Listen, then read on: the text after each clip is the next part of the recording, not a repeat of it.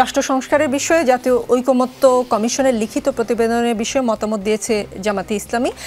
দলটি সংখ্যানুপাতিক নির্বাচনের পক্ষে মত দিয়েছে। বিএনপি এই পদ্ধতির নির্বাচন বিরোধী, অন্যদিকে বৈষম্য বিরোধী ছাত্র আন্দোলনের পক্ষ থেকে এই পদ্ধতির নির্বাচন আগেই চাওয়া হয়েছে।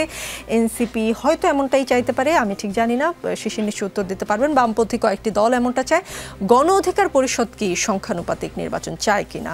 দেখেন, এই মুহূর্তে আমার মনে হয় যে কোনো নির্বাচনের ব্যাপারে জাতীয় ঐক্যমত দরকার, এবং সেটি প্রধান উপদেষ্টা যদি জাতীয় সংলাপের মাধ্যমে সেই আহ্বানটা করেন তাহলে সব কিছু সম্ভব। এখন প্রধান উপদেষ্টা যদি সংখ্যানুপাতিক নির্বাচনটা না চান, আমার কাছে যতদূর তথ্য রয়েছে, সংস্কার কমিশনের সাথে তো আমাদেরও বৈঠক হয়েছে, তারা আসলে সংখ্যানুপাতিক নির্বাচনের ব্যাপারে ভয় পাচ্ছেন এই জায়গায় যে বাংলাদেশে 10% হিন্দু বা অন্যান্য যে সংখ্যালঘু সম্প্রদায় রয়েছে তাদের ভোট রয়েছে, এবং এটি বাংলাদেশে মনে করা হয় যে তারা সাধারণত আওয়ামী লীগকে ভোট দেয়।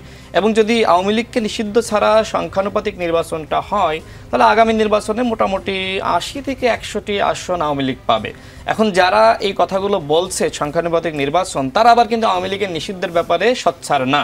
এখন তারাই তো আওয়ামী লীগের পুনর্বাসন চাচ্ছে। এখন এনসিপি বলেন, বৈষম্য বিরোধী বলেন, তারা যদি আওয়ামী লীগের নিষিদ্ধ করাতে পারতো সব থেকে ভালো হতো, যেহেতু তারা সরকারে ছিল, সরকারে আছে, তাদের একজন পদত্যাগ করেছে। কারণ নাহিদ ইসলাম তো আসলে সরকারে থাকা অবস্থায় তিনি কেন আওয়ামী লীগকে নিষিদ্ধ করে সরকার থেকে পদত্যাগ করলেন না? তিনি কেন রাষ্ট্র সংস্কারটা শেষ করে সরকার থেকে পদত্যাগ করলেন না? তিনি কেন গণহত্যার বিচারটা শেষ করে সরকার থেকে পদত্যাগ করলেন না? দেখেন, সরকারে থেকে তিনি এই কাজগুলো করতে ব্যর্থ হয়েছেন, তিনি পারেননি। সুতরাং এখন তিনি দল গঠন করেছেন, দলে আসার পরে তিনি নতুন নতুন বয়ান জনগণের সামনে হাজির করছেন, কিন্তু বাংলাদেশের বাস্তবতায় এই বয়ান কতটুকু কার্যকর সেটিও কিন্তু আপনাকে ভাবতে হবে। আমরা মনে করি যে কোনো নির্বাচনের ব্যাপারে জাতীয় ঐক্যমত দরকার। দেখেন, আমাদের যে ঘোষণাপত্রে সেখানেও কিন্তু সংখ্যানুপাতিক নির্বাচনের কথা আমরা উল্লেখ করেছি, কিন্তু অভ্যুত্থানের পরে সেই সময় তো কেউ জানে না যে অভ্যুত্থান হবে।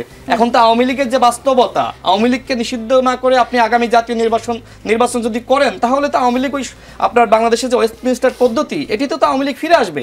আওয়ামী লীগকে যদি গণহত্যার বিচারের আগে আপনারা ফিরিয়ে আনেন, শহীদের রক্তের সাথে বেইমানি করা হবে। যেটি শিশির বলল যে প্রধান উপদেষ্টাও যদি এই জনগণের বিরুদ্ধে যায় তাহলে তিনিও জনগণের সাথে প্রতারণা করবেন। তো সেক্ষেত্রে আমাদের স্পষ্ট কথা, সেটি হলো আগামী নির্বাচন কেন বাংলাদেশে আওয়ামী লীগের ব্যানারে আর কেউ নির্বাচনে অংশ নিতে পারবে না।